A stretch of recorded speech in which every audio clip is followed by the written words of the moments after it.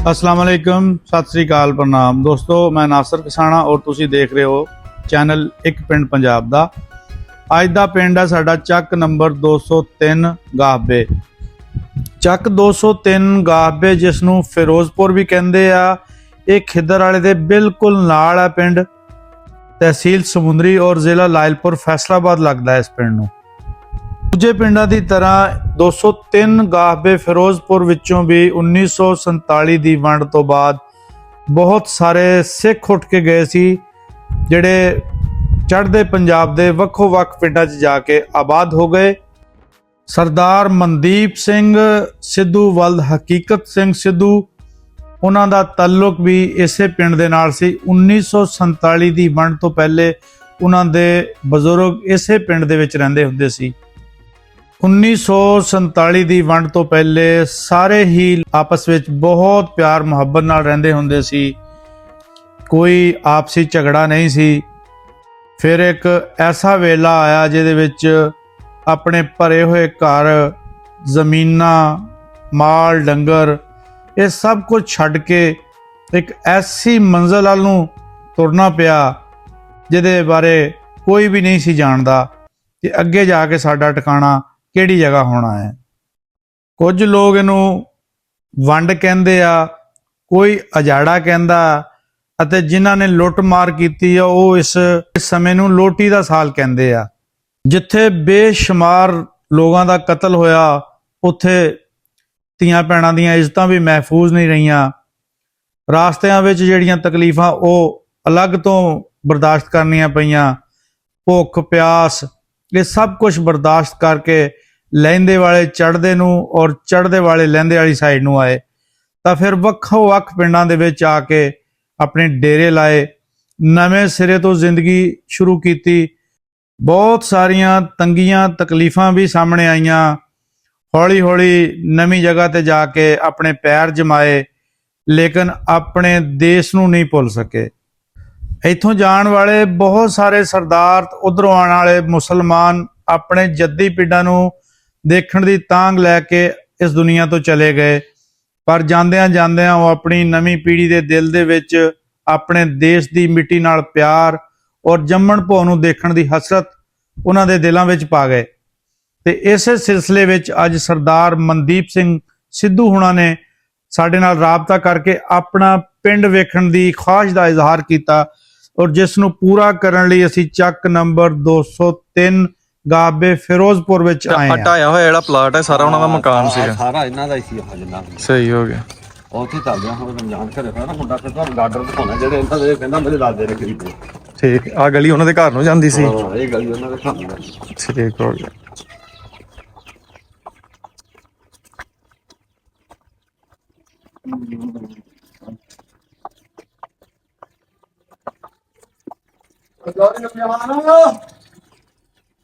ਇਹ ਵੀ ਉਹਨਾਂ ਦਾ ਘਰ ਸੀਗਾ। ਹਾਂ, ਇਹ ਉਹਨਾਂ ਦੇ ਘਰ।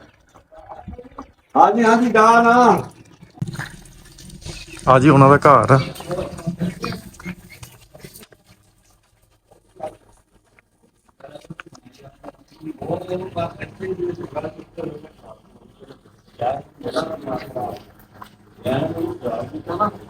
ਸਲਾਮੁਅਲੈਕੁਮ ਭਾਜੀ।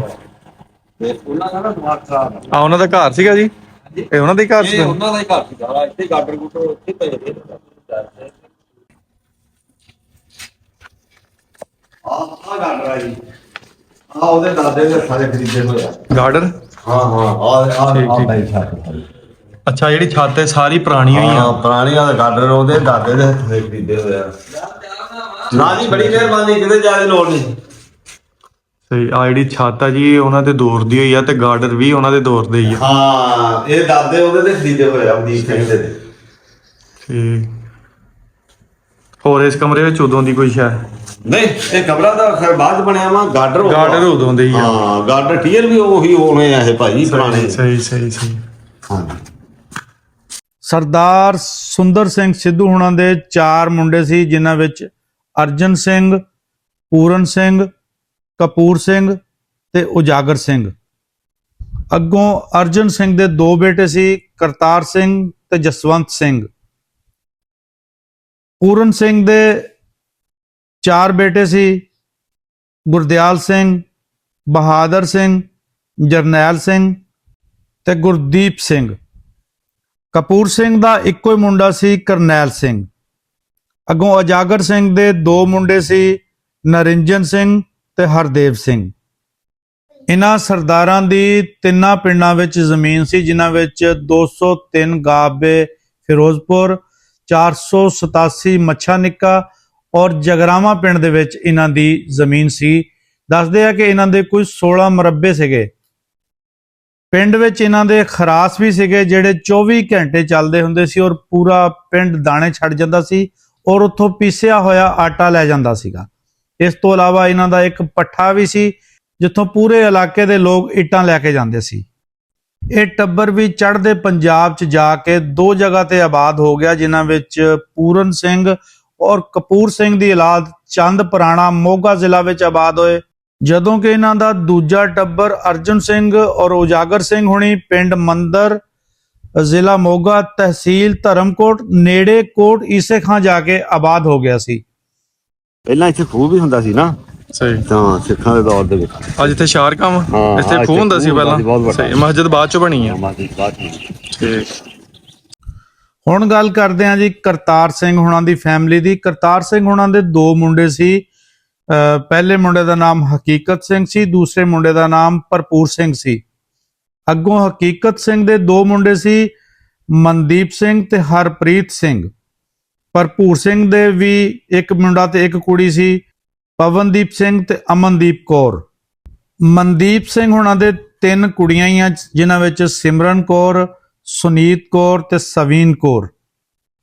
ਹਕੀਕਤ ਸਿੰਘ ਹੁਣਾਂ ਦੇ ਦੂਜੇ ਮੁੰਡੇ ਹਰਪ੍ਰੀਤ ਸਿੰਘ ਹੁਣਾਂ ਦੇ ਦੋ ਬੇਟੇ ਆ, ਜਿਨ੍ਹਾਂ ਵਿੱਚ ਇੱਕ ਦਾ ਨਾਮ ਅਰਜੁਨ ਸਿੰਘ ਆ, ਦੂਸਰੇ ਦਾ ਨਾਮ ਜਸਰਾਜ ਸਿੰਘ ਆ। ਭਰਪੂਰ ਸਿੰਘ ਹੁਣਾਂ ਦੇ ਬੇਟੇ ਪਵਨਦੀਪ ਸਿੰਘ ਹੁਣਾਂ ਦੇ ਦੋ ਮੁੰਡੇ ਆ, ਹਿੰਮਤ ਸਿੰਘ ਤੇ ਪ੍ਰਤਾਪ ਸਿੰਘ, ਜਦੋਂ ਕਿ ਉਹਨਾਂ ਦੀ ਕੁੜੀ ਅਮਨਦੀਪ ਕੌਰ ਦੇ ਦੋ ਬੇਟੀਆਂ ਆਈਆਂ, ਜਿਨ੍ਹਾਂ ਦਾ ਨਾਮ ਹੈ ਗੁਣਰਾਜ ਕੌਰ ਤੇ ਰੋਹਾਨੀ। ਅਰਜੁਨ ਸਿੰਘ ਦੇ ਦੂਜੇ ਮੁੰਡੇ ਜਸਵੰਤ ਸਿੰਘ ਦੇ ਤਿੰਨ ਮੁੰਡੇ ਸੀ, ਇਹਨਾਂ ਵਿੱਚ ਭੁਪਿੰਦਰ ਸਿੰਘ, ਸੁਖਦੇਵ ਸਿੰਘ ਤੇ ਭਗਵੰਤ ਸਿੰਘ।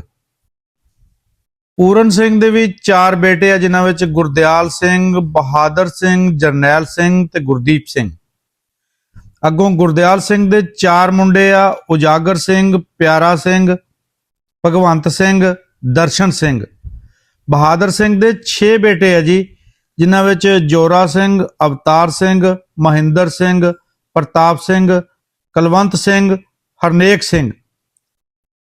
ਜਰਨੈਲ ਸਿੰਘ ਦੇ ਤਿੰਨ ਮੁੰਡੇ ਆ, ਗੁਲਸ਼ੇਰ ਸਿੰਘ ਕੁੱਕੂ, ਸੁਖਚੈਨ ਸਿੰਘ ਤੇ ਸਿਕੰਦਰ ਸਿੰਘ ਸਿੱਧੂ। ਆ ਪਹਿਲਾਂ ਛੱਪੜ ਚ ਇੱਥੇ ਮੱਝਾਂ ਮੁੱਝਾਂ ਨਵਾਉਂਦੇ ਹੁੰਦੇ ਸੀ ਪਾਣੀ ਵਿੱਚ। ਗੁਰਦੀਪ ਸਿੰਘ ਸਿੱਧੂ ਦੇ ਵੀ ਚਾਰ ਹੀ ਮੁੰਡੇ ਸੀ, ਅਮਰ ਸਿੰਘ ਸਿੱਧੂ, ਬਲਵਿੰਦਰ ਸਿੰਘ ਸਿੱਧੂ, ਕਰਮ ਸਿੰਘ ਸਿੱਧੂ ਤੇ ਧਰਮ ਸਿੰਘ ਸਿੱਧੂ। ਹੁਣ ਗੱਲ ਕਰਦੇ ਹਾਂ ਜੀ ਕਪੂਰ ਸਿੰਘ ਹੁਣਾਂ ਦੀ, ਜਿਨ੍ਹਾਂ ਦਾ ਇੱਕੋ ਹੀ ਮੁੰਡਾ ਸੀ, ਕਰਨੈਲ ਸਿੰਘ। ਸਰਦਾਰ ਕਰਨੈਲ ਸਿੰਘ ਹੁਣਾਂ ਦੇ ਅੱਗੋਂ ਦੋ ਮੁੰਡੇ ਸੀ, ਪਹਿਲੇ ਮੁੰਡੇ ਦਾ ਨਾਮ ਹਰਮਿੰਦਰ ਸਿੰਘ ਸੀ, ਦੂਸਰੇ ਮੁੰਡੇ ਦਾ ਨਾਮ ਕਿਰਪਾਲ ਸਿੰਘ ਸੀ। ਸੁੰਦਰ ਸਿੰਘ ਸਿੱਧੂ ਹੁਣਾਂ ਦਾ ਚੌਥਾ ਮੁੰਡਾ ਉਜਾਗਰ ਸਿੰਘ, ਉਹਦੇ ਅੱਗੋਂ ਦੋ ਮੁੰਡੇ ਸੀ, ਨਰਿੰਜਨ ਸਿੰਘ ਤੇ ਹਰਦੇਵ ਸਿੰਘ। ਨਰਿੰਜਨ ਸਿੰਘ ਦੇ ਅੱਗੋਂ ਤਿੰਨ ਮੁੰਡੇ ਸੀ, ਪ੍ਰੀਤਮ ਸਿੰਘ, ਇੰਦਰਪਾਲ ਸਿੰਘ ਤੇ ਪਰਦਮਨ ਸਿੰਘ। ਹੁਣ ਗੱਲ ਕਰਦੇ ਹਾਂ ਜੀ ਚੱਕ ਨੰਬਰ 203 ਗਾਬੇ ਫਿਰੋਜ਼ਪੁਰ, 8 ਮੁਰੱਬੇ ਦੀ ਆਬਾਦੀ ਦਾ ਇਹ ਪਿੰਡ, ਜਿਹਦੀ ਵੋਟ 4000 ਹੈ, ਤਕਰੀਬਨ 100 ਮੁਰੱਬਾ ਰਕਬਾ ਇਹਦਾ। ਪਿੰਡ ਵਿੱਚ ਜ਼ਿਆਦਾ ਤਾਦਾਦ ਜੱਟ ਬਰਾਦਰੀ ਦੀ ਆ, ਉਸ ਤੋਂ ਬਾਅਦ ਰਾਜਪੂਤ, ਗੁੱਜਰ, ਅਰਾਈ, ਅੰਸਾਰੀ ਬਰਾਦਰੀ ਦੇ ਬਹੁਤ ਸਾਰੇ ਘਰ ਬੈਠੇ, ਜਿਹੜੇ ਕਿ 1947 ਦੀ ਵੰਡ ਤੋਂ ਪਹਿਲੇ ਵੀ ਇਸੇ ਪਿੰਡ 'ਚ ਰਹਿੰਦੇ ਸੀ। ਇਸ ਤੋਂ ਇਲਾਵਾ ਗੈਰ ਕਾਸ਼ਤਕਾਰ ਬਰਾਦਰੀਆਂ ਵੀ ਇਸ ਪਿੰਡ ਵਿੱਚ ਬੈਠੀਆਂ ਆ। 3 ਸਕੂਲ ਆ ਜੀ, ਇੱਕ ਗਵਰਨਮੈਂਟ ਗਰਲਜ਼ ਹਾਈ ਸਕੂਲ ਤੇ ਮੁੰਡਿਆਂ ਦਾ 8ਵੀਂ ਤੱਕ ਸਕੂਲ ਆ। ਇਸ ਤੋਂ ਇਲਾਵਾ ਇੱਕ ਪ੍ਰਾਈਵੇਟ ਕਾਲਜ ਵੀ ਹੈਗਾ ਇਸ ਪਿੰਡ ਦੇ ਵਿੱਚ। 4 ਮਸੀਤਾਂ ਆ ਇਸ ਪਿੰਡ 'ਚ। ਆਬਾਦੀ ਦੇ ਲਿਹਾਜ਼ ਨਾਲ ਇਹ ਪਿੰਡ ਤਹਿਸੀਲ ਸਮੁੰਦਰੀ ਦਾ ਸਭ ਤੋਂ ਵੱਡਾ ਪਿੰਡ ਗਿਣਿਆ ਜਾਂਦਾ ਜੀ। 4 ਲੰਬੜਦਾਰੀਆਂ ਜੀ ਇਸ ਪਿੰਡ ਦੇ ਵਿੱਚ। ਮਕਬੂਲ ਜੱਟ ਹੁਣੀ ਵੀ ਲੰਬੜਦਾਰ ਆ, ਪਰਵੇਜ਼ ਜੱਟ ਅਜਾਜ਼ ਦਾ ਭਾਈ ਉਹ ਵੀ ਲੰਬੜਦਾਰ ਆ ਜੀ, ਗੁਲਜ਼ਾਰ ਗੁੱਜਰ ਸਾਹਿਬ ਤੇ ਜਾਵੇਦ ਗੁੱਜਰ ਸਾਹਿਬ ਵੀ ਇਸ ਪਿੰਡ ਦੇ ਲੰਬੜਦਾਰ ਆ। ਨੇੜੇ ਲੱਗਦੇ ਪਿੰਡਾਂ ਵਿੱਚ 202 ਚੱਕ, ਜਗਰਾਵਾਂ, 88 ਚੱਕ, ਪੱਕਾ ਖੂਹ, ਜ਼ਫਰ ਚੌਕ, 84 ਗਾਬੇ, 200 ਗਾਬੇ, 491 ਗਾਬੇ ਟੋਰਿਆਂ ਵਾਲਾ। ਖਿੱਦਰ ਵਾਲਾ ਤੋਂ ਇਹ ਤਕਰੀਬਨ 2 ਕਿਲੋਮੀਟਰ ਤੇ ਵਸਿਆ ਹੋਇਆ ਪਿੰਡ ਆ ਜੀ। ਸਮੁੰਦਰੀ ਇੱਥੋਂ 20 ਕਿਲੋਮੀਟਰ ਦੂਰ ਆ। ਇੱਥੇ ਕੀ ਲੱਗੇ ਸੀ? ਇੱਥੇ ਅੰਦਰ ਖਰਾਸ ਲੱਗੇ ਸੀ, ਖਰਾਸ ਸੀ, ਖਰਾਸ? ਆਟਾ ਪੀਣ ਵਾਲੇ। ਅੱਛਾ, ਖਰਾਸ ਲੱਗੇ ਸੀ। ਇਹ ਉਹਨਾਂ ਦਾ ਕੀ ਆ? ਇਹ ਪੋੜਾ ਉਹਨਾਂ ਦਾ। ਸਹੀ ਹੋ ਗਿਆ। ਇਹ ਖਰਾਸਾਂ ਦਾ ਪੋੜਵਾ। ਹਾਂਜੀ, ਤੇ ਆਟਾ ਤੇ ਕਿੱਥੇ ਲੱਗਿਆ ਸੀਗਾ? ਇਹ ਇੱਥੇ ਲੱਗੇ? ਅੰਦਰ ਅੱਛਾ, ਅੰਦਰ ਬਾਹਰ ਲੱਗੇ ਹੁੰਦੇ ਸੀ ਖਰਾਸ।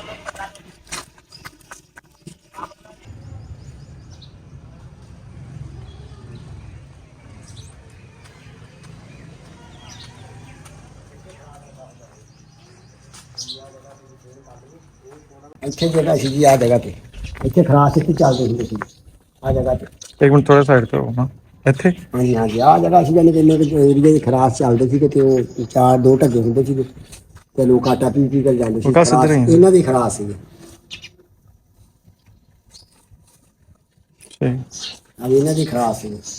ਆ ਜਿਹੜੀ ਜਗ੍ਹਾ ਤੁਸੀਂ ਦੇਖ ਰਹੇ ਤੇ ਖਰਾਸ ਲੱਗੇ ਹੋਏ ਸੀਗੇ, ਆਟਾ ਪੀਣ ਵਾਲੇ। ਹਾਂਜੀ ਹਾਂਜੀ, ਆਟਾ ਪੀਣ ਵਾਲੇ ਖਰਾਸ। ਇਹ ਵੱਡਿਆਂ ਨੇ ਲਾਈ ਸੀ? ਸਹੀ। ਆ ਨਿੰਮ ਜੀ ਉਹਨਾਂ ਦੇ ਵੱਡਿਆਂ ਦੇ ਲਾਈ ਸੀਗੀ।